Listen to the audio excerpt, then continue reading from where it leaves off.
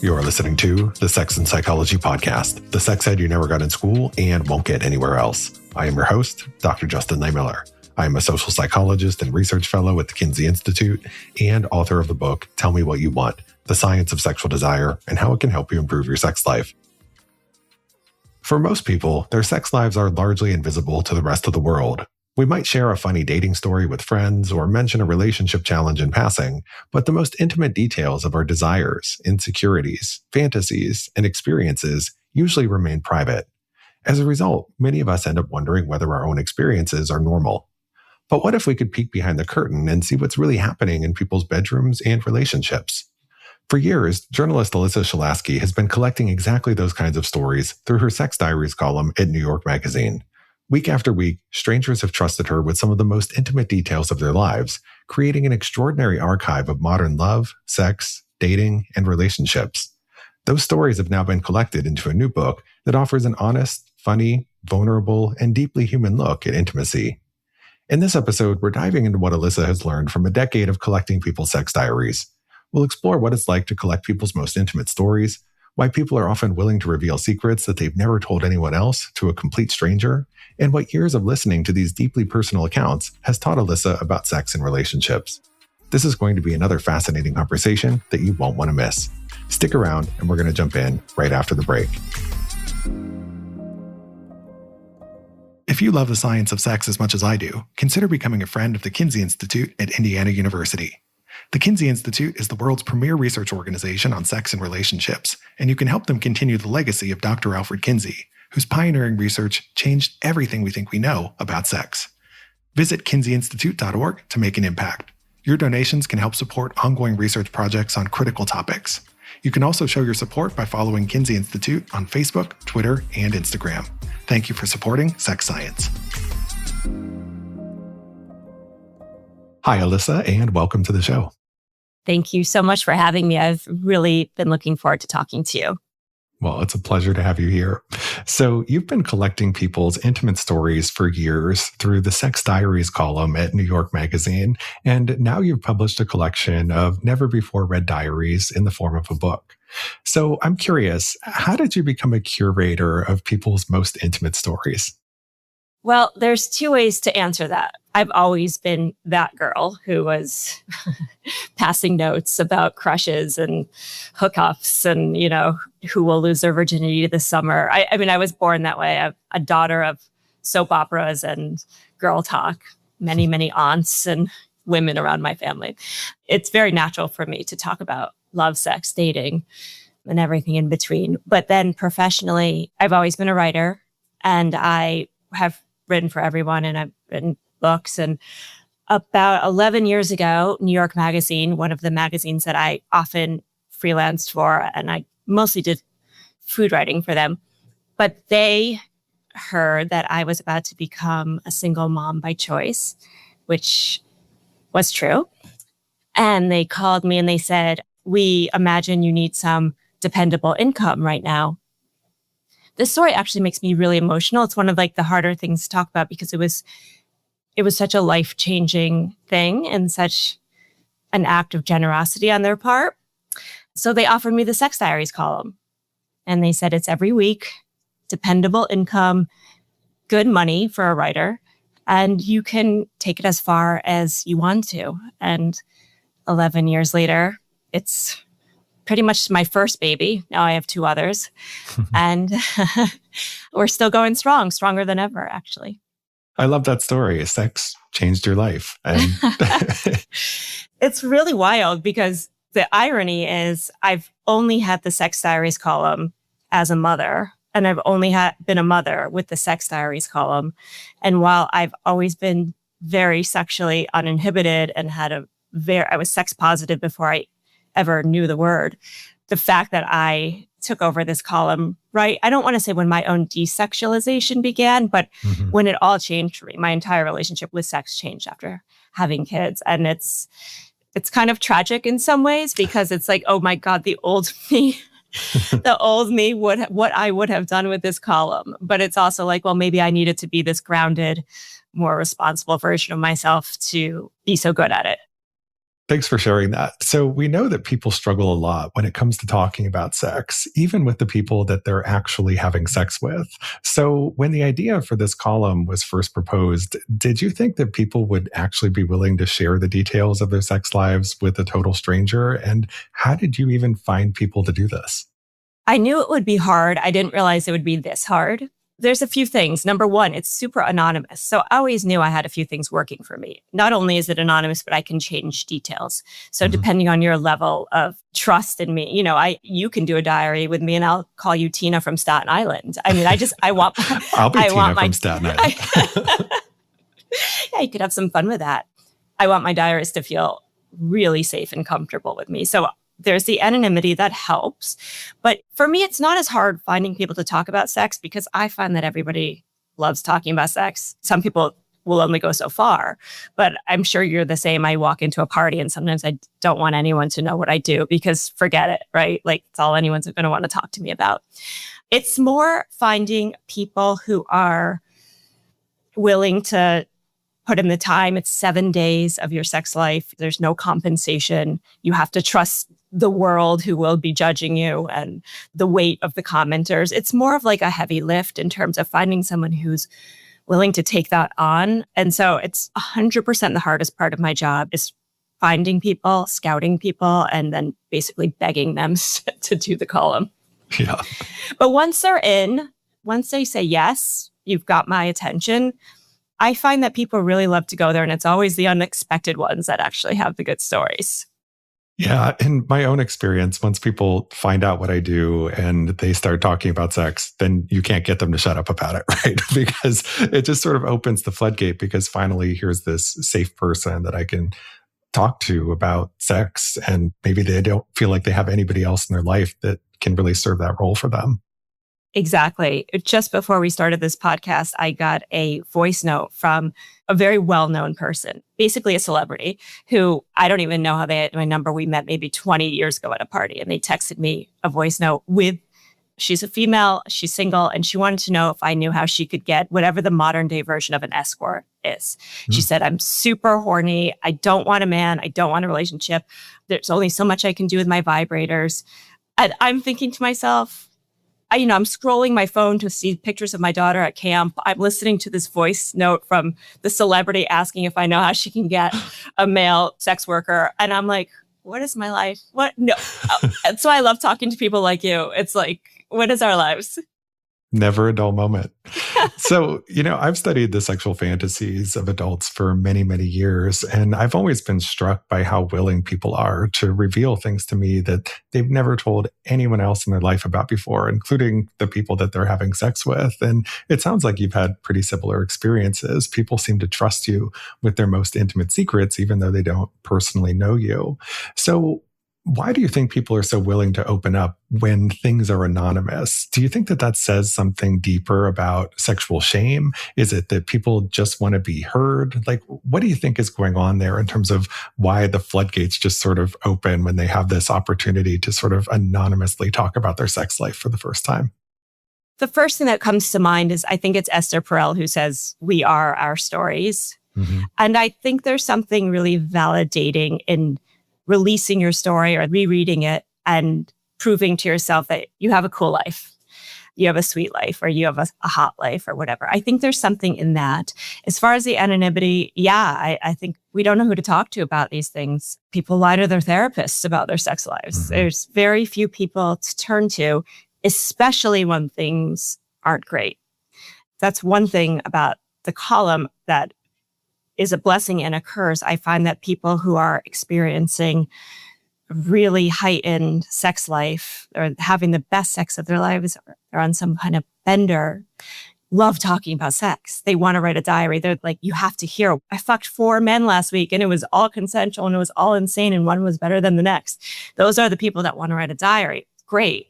But that's not the reality for most people. It's getting the people who are struggling to open up. That's the work. Yeah. And there's certainly going to be a selection bias in terms of who's willing to write one of these diaries for a lot of reasons. I imagine some of the folks, maybe there's even a little bit of exhibitionism in it where they kind of like get some titillation in knowing that other people are turned on by their own sexual exploits. But for others, there might be this sense of shame that they can't talk to anybody else about this in real life because they are afraid of being judged, but it's okay to do it anonymously because then they can be sort of separated from that social judgment. So I'm sure it's sort of a complex set of motives. And I think you're totally right too, that for the people whose sex lives just aren't going the way they want them to, it's going to be a lot harder to get them to open up about what's going on there. Definitely. About the exhibitionism, that's going to be baked into every diarist, no matter what. But sometimes when it's too much for me, it's not the kind of diary I want to publish.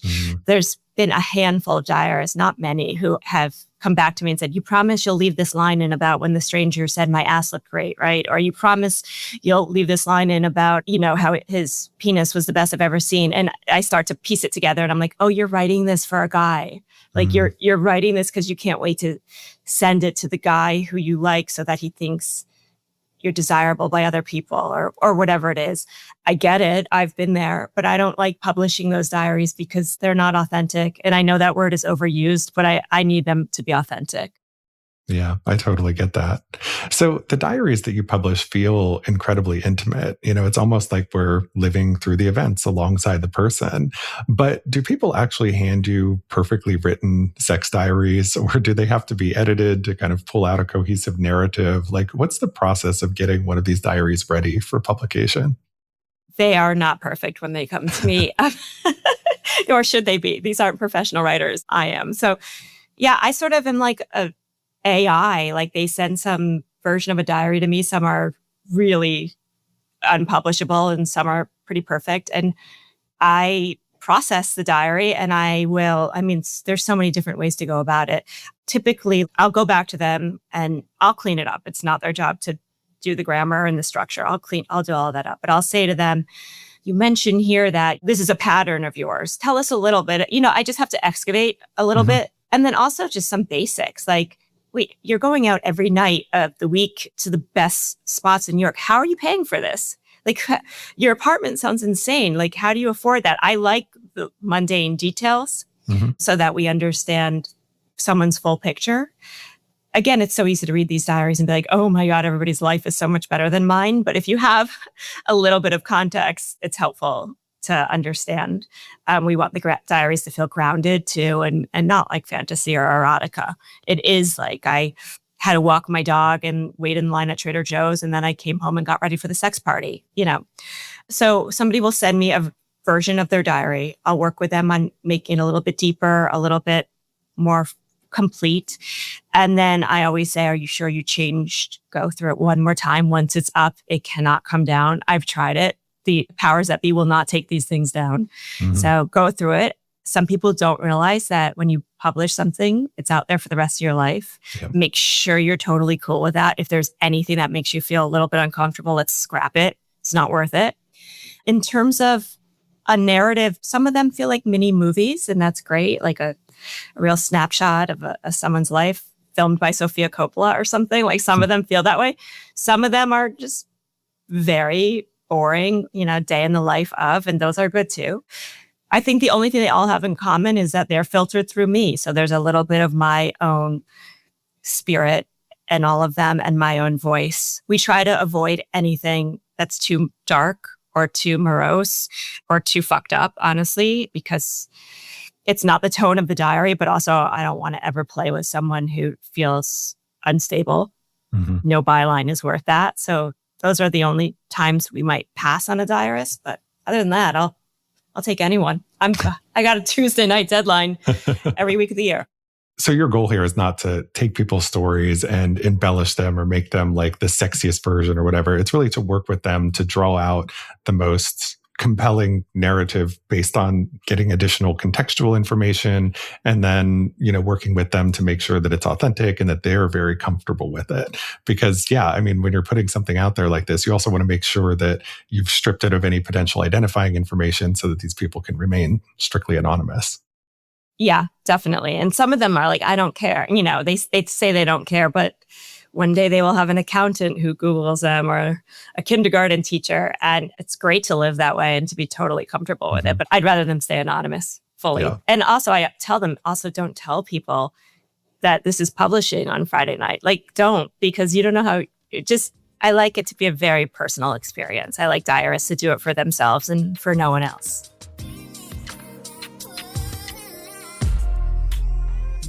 The best sex of your summer won't be rushed.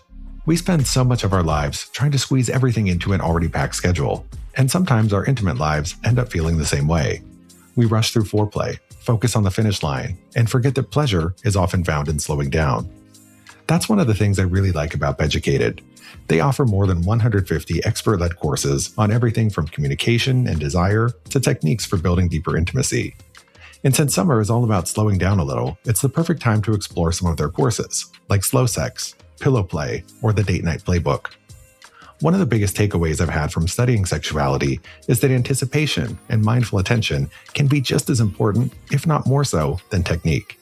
Sometimes doing less and being more present is exactly what leads to a better experience. So if you're looking to kick off your own summer of love, click the link in the episode description and take the Beducated quiz. You'll get a personalized roadmap to a slower, more pleasurable sex life, whether you're exploring on your own or with a partner.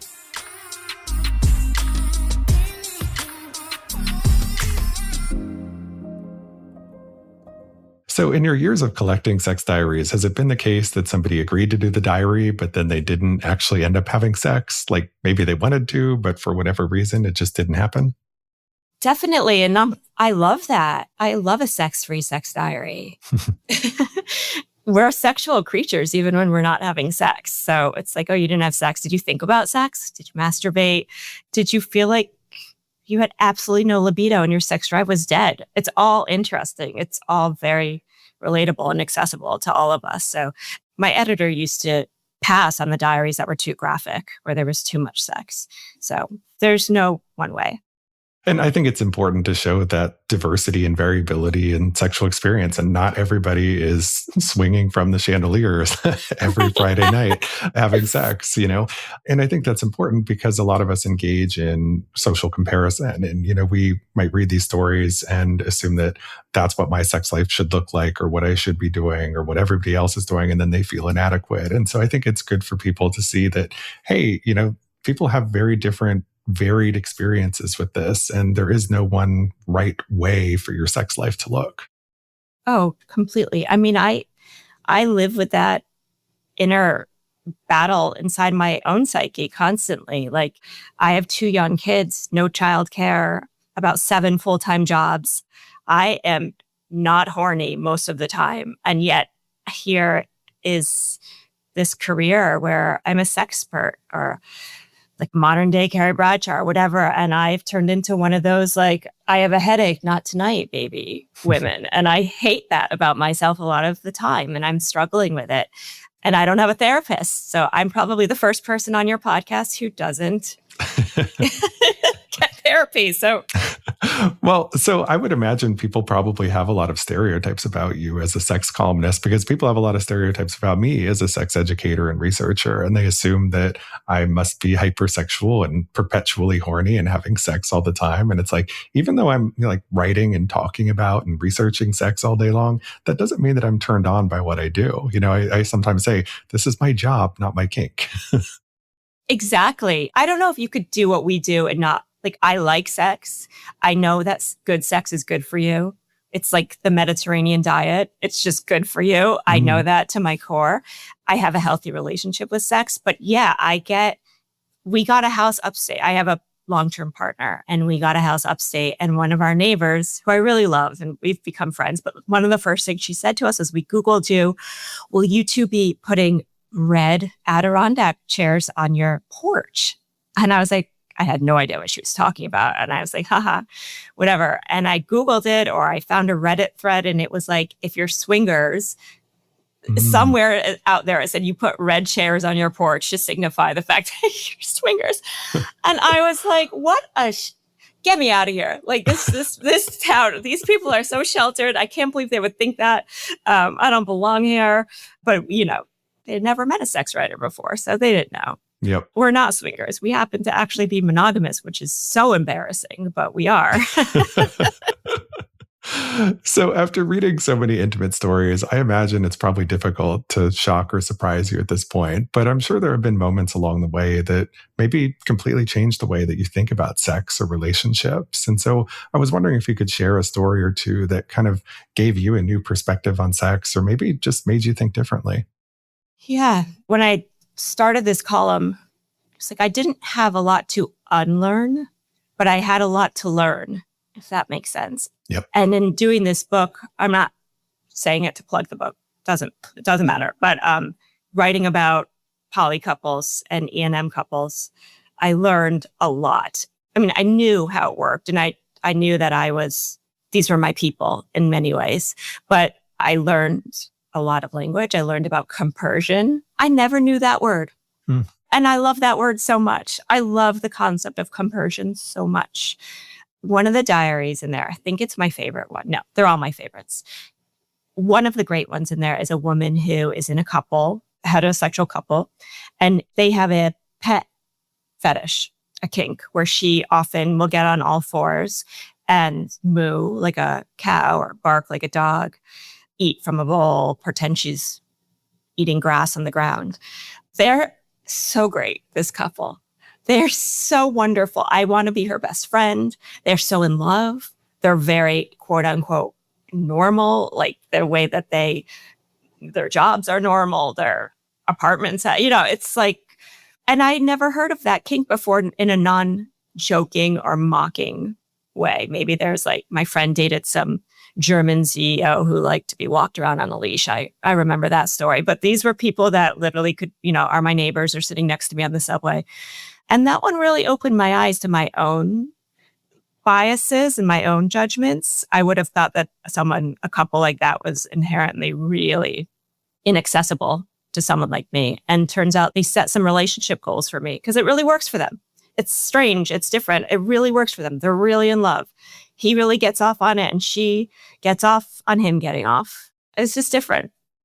So many people have so many misconceptions and stereotypes about people with kinks, right? Even many sex therapists themselves, they'll often assume that if somebody has a kink that they can't carry on a healthy relationship. Like there was this survey of sex therapists that was published in an academic journal a few years ago. And it was somewhere around 30 to 40% of therapists thought that a relationship could just never work out for somebody who has a kink, because there is this idea that kink is correlated or associated with mental illness or something like that. And, the truth of the matter is that it's not true at all. And that, many of the people who are into kink are just like everybody else, and they can have perfectly happy, healthy, and fulfilling relationships. And I think sometimes it's hard for people to understand that until they meet somebody who has a kink, and then they realize, oh, this person is just like me, where it has to become something where they're humanized. And I think that's one of the important things that your column and that your book do, is that it really tries to humanize people who have, sexual interests that might be very different from you. And it shows that they're a real person and they're normal and there's nothing wrong with them. And they just happen to have a different sex life or different sexual interests. Totally. And I think there's a spectrum. I mean, I think we all have kinks. I mean, I'm so turned on when my partner mows the lawn and does shit for me around the house. I want him so bad when he is my TaskRabbit. There's a kink in there. I mean, we all know what we like. We just don't have the language for it or the courage to say, it out loud if it's different. Yeah. So you've been collecting people's sexual diaries for many, many years, and you've kind of had this front row seat to what's happening in people's sex lives during this interesting period of social change. Like over the last decade or so, we've had the rise of dating apps. Like the number of people who are using dating apps has more than tripled in a decade. Social media has become an even bigger part of our everyday life. There have been lots of changes in gender norms and the Me Too movement. We had a pandemic. We had all of these things that really reshaped relationships and how we connect with other people in different ways. And so I was just sort of curious that, over this period of time, have you noticed any changes in the kinds of stories that you've been receiving from people? I mean, I've noticed words like consent coming up all the time now. It never came up before. Thank God for that.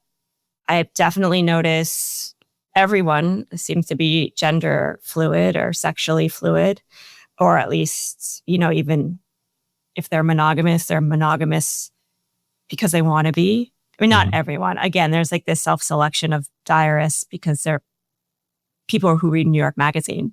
You know what I mean? It's like liberal-minded. I try to branch out as much as I can. But yeah, there's the fluidity, consent, and field. I really think field. Okay, so I felt like I couldn't go on this book tour without having a field profile because I'm always talking about field, and I was in like, we're monogamous, but cuspy, very cuspy on the cusp. So I was like, it's fine. I'm going to go get it. I told my partner, I'm like, I'm going on field. God, that is awesome. To be able to really, are you on it?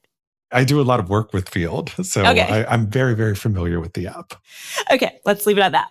So to be able to really articulate what your fantasies are, what you desire, what you're not sure about and you're curious about, I think is so awesome. And we're really moving fast and furiously in that direction.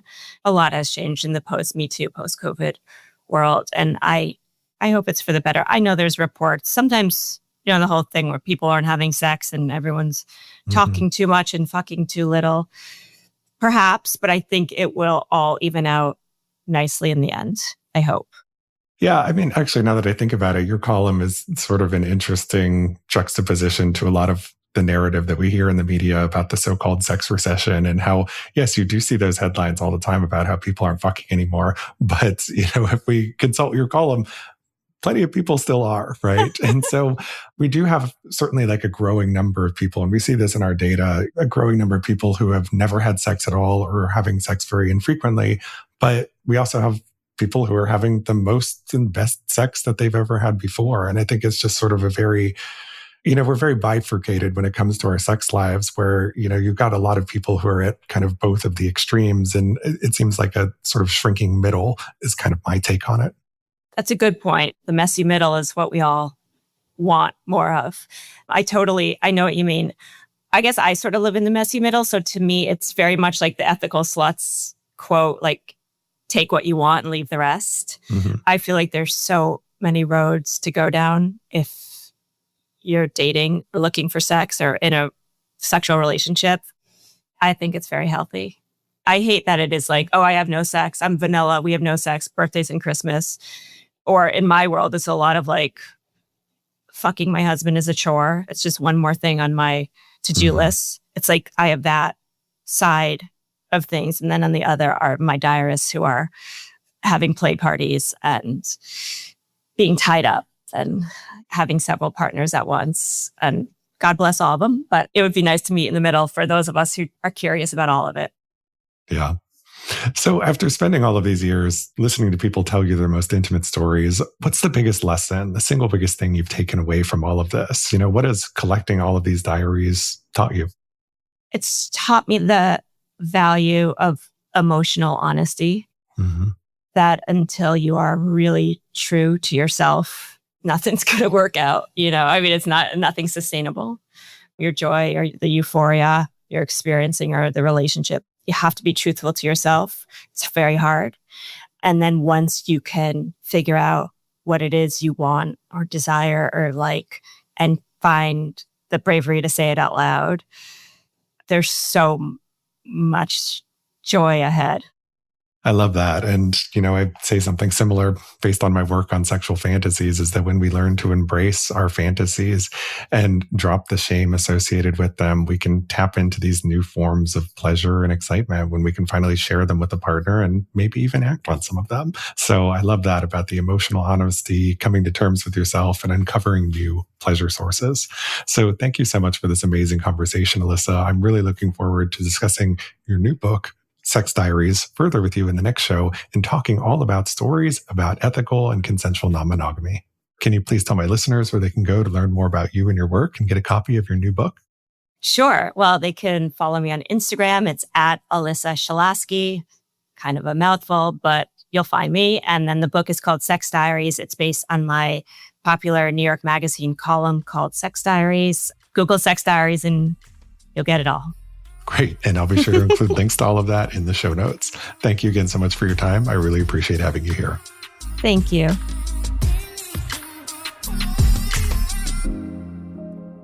Thank you for listening. To keep up with new episodes of this podcast, visit my website, Sex and Psychology, at sexandpsychology.com, or subscribe on your favorite platform, where I hope you'll take a moment to rate and review the show. If you listen on Apple Podcasts, please consider becoming a Sex and Psychology Premium subscriber to enjoy ad-free listening for just $3.99 a month. You can also follow me on social media for daily sex research updates. I'm on Blue Sky and X at Justin Lehmiller and Instagram at Justin J. Lehmiller. Also, be sure to check out my book, Tell Me What You Want. Thanks again for listening. Until next time.